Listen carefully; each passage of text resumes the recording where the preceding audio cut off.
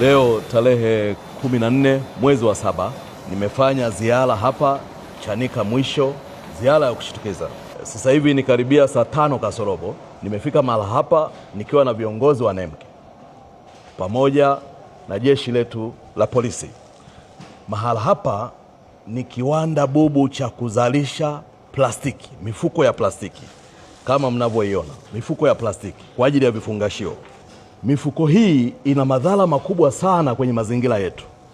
Plastiki hii mnayoiona, ili iharibike ukiitupa, ukishaitumia ukaitupa, inachukua zaidi ya miaka 500. Kuanzia miaka 350 mpaka 500 hii kuharibika ikawa udongo. Kwa hii inaathiri sana mazingira. Mwaka 2018, 2019 tulipiga marufuku na tukatunga sheria, kanuni kutoka kwenye sheria yetu ya mazingira sura 191 kifungu kile cha 230 2F, tukakitungia kanuni, tukaweka katazo.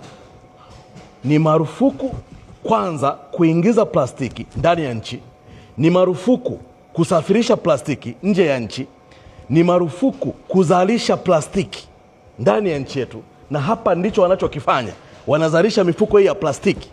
Na tukasema ni marufuku kusafirisha, ni marufuku kutunza, ni marufuku kuhifadhi, na ni marufuku kutumia plastiki ndani ya Tanzania. Isipokuwa tumetoa exemption kwa viwanda vichache, viwanda baadhi, kulingana na umuhimu wa shughuli wanavyofanya viwanda hivyo na shughuli za kiuchumi ambazo zinahitaji plastiki maalum. Sio hivi vifungashio.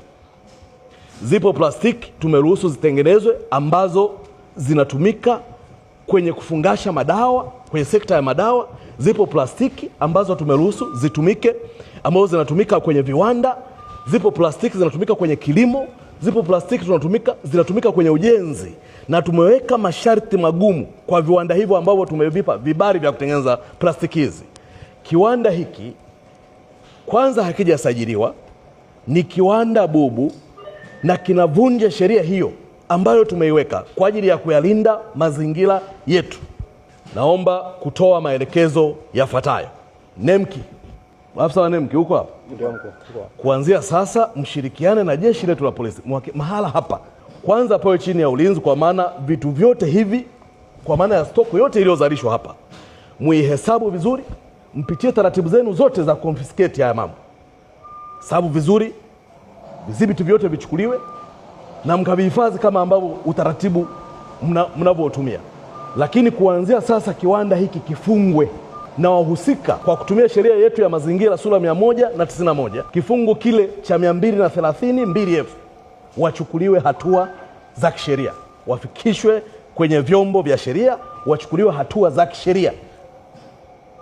Nitoe rai kwa Watanzania wote nchi nzima, nitoe rai kwa Watanzania wote nchi nzima, yeyote anayefanya vitendo hivi vya kukiuka na kuvunja sheria na kufanya uharibifu wa mazingira kwa kutengeneza mifuko hii, yeyote anayetengeneza, yeyote anayetumia, yeyote anayehifadhi, yeyote anayesafirisha, yeyote anayeingiza ndani ya nchi, na yeyote anayesafirisha nje ya nchi, kwa maana ya kuimport na kuexport, sheria iko pale pale na nitawafikia kila mahala.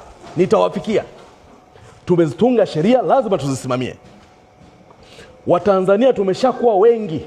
Tusipokuwa na utaratibu wa kufuata sheria tulizojiwekea, tutakuwa na nchi ya holela. Mambo haya ya ovyo hatuwezi kuyaruhusu.